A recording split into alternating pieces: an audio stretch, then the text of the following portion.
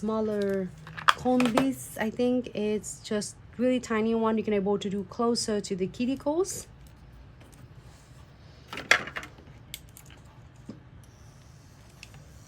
And I'm gonna do it like 5,000 RPM too, and then you can able to, wait a minute, just move my hand, good. Like this. And then if you feel like comfortable with this, you just use this and then clean around the cuticle. You will never go wrong with this. You will not poke nobody. Well, make sure don't put it to like more than 5,000. You can go slowly, and then you feel like you need to increase the speed, do so. But 5,000, it gives you really plenty of the work done. Shima, we are located in the U.S., so we ship to U.S., Canada, Puerto Rico, and Mexico. Okay.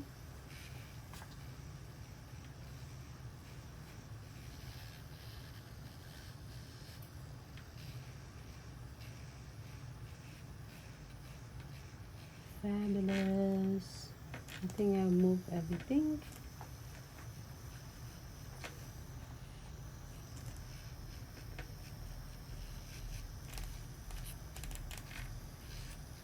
Cool. Now we can buff it.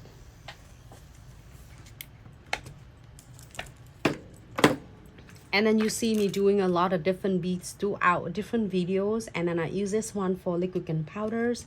And this one, these three are using really cool for liquid and powders. And then this special, it's kind of a long, like kind of arrows, one thicker and one smaller, thinner.